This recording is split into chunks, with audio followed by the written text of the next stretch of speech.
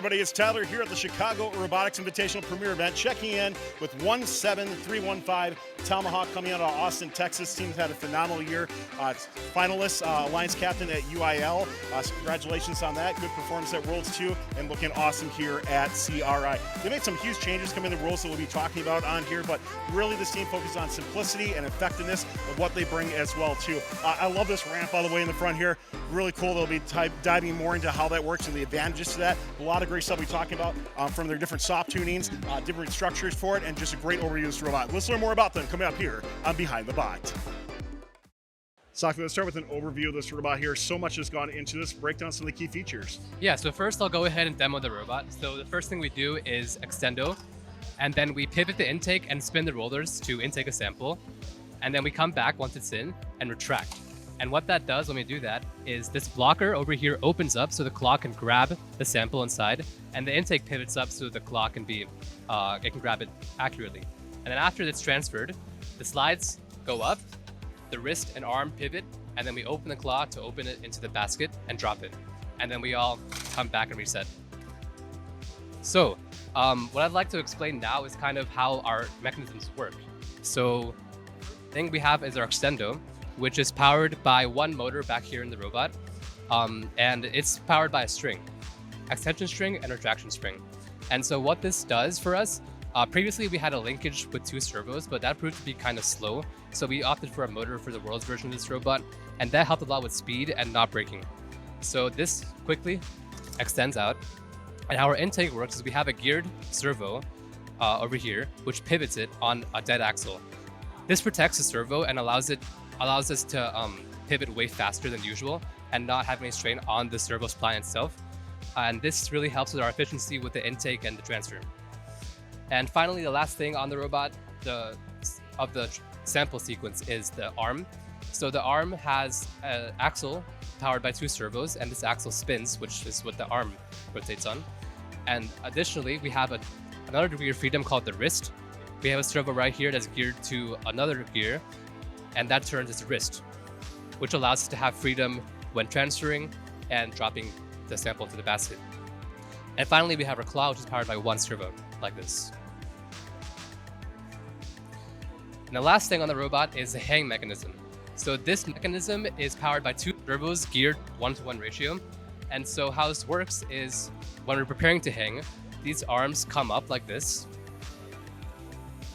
And then once it reaches the chamber, or the hang bar, we drive into the bar like this. It's passive this way, but then once we come the other way, it's rigid.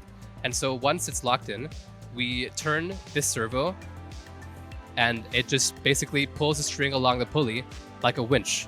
And so that retracts the arm with a lot of torque and a lot of speed because these are axon maxes on an SPM. And so that gives us a hang time of about 2 seconds, and it's very reliable. So your team's going for a level 1 hang currently? Level 2. Level 2, okay. Have you, throughout the course of the season, were there any considerations for going for a level 3 climb at all? We were thinking about it originally, but because our slides, our main vertical slides, are not really sturdy enough to do that, and also they have 1150 RPM instead of traditionally 312 or 435. It would be tough to implement a level 3 hang using the slides and this. So we decided level 2 is enough. So sacrificing too much to get there, right? Wasn't worth it. It would sacrifice the speed of the slides, basically. Makes sense. Let's fast over to Soren and talk more about some of the simplicity on this robot and some of the changes you made coming into Worlds. I mean, you had a wooden robot prior to Worlds, and then obviously doing a full rebuild. It's got to be kind of nuts. Yeah, thank you. So a lot of this robot was actually wood.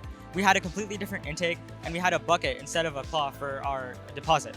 So a lot of the changes we made to this robot were considerations we made after looking at the flaws that were on the robot. One of the big flaws was that it wasn't as rigid as we wanted it to be.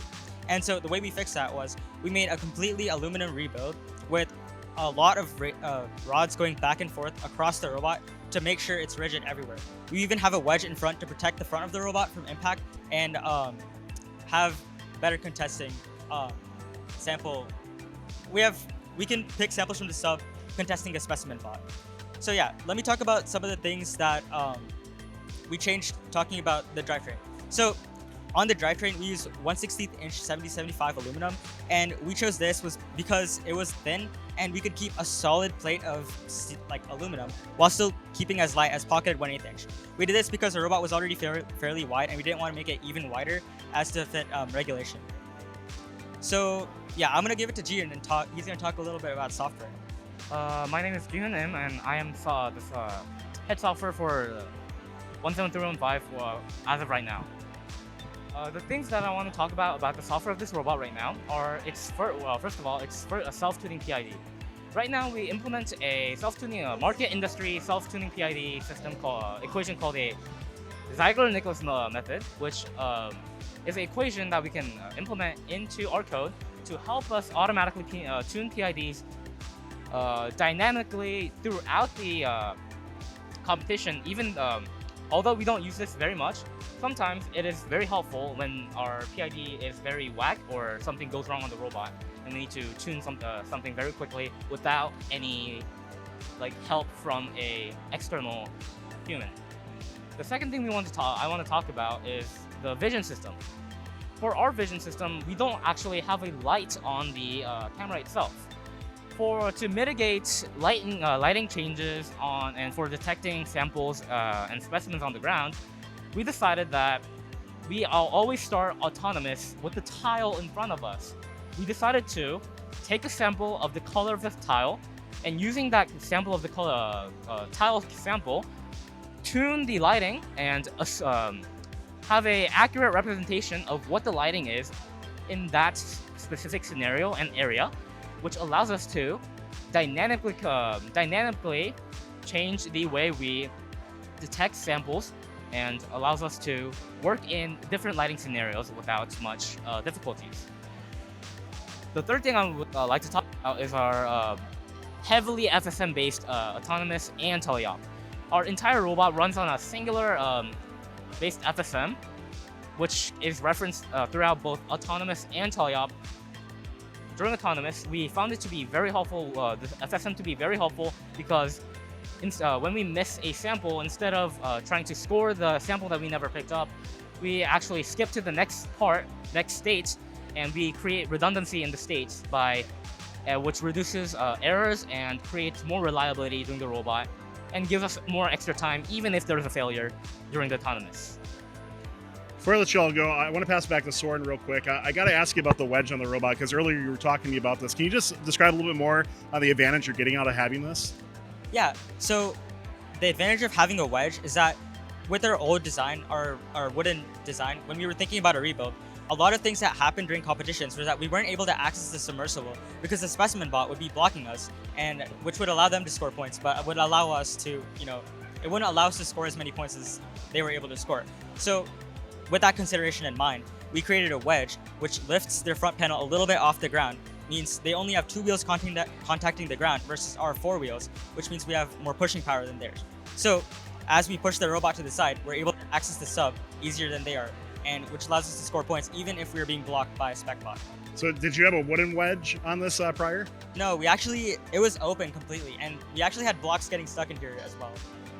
Well, Tomahawk, I wish you the best of luck here at CRI, one of the higher OPR teams coming into this event. So best of luck to you, and thanks for taking time to tell us more about your robot, and we can't wait to see what you bring next season too. Thanks a lot.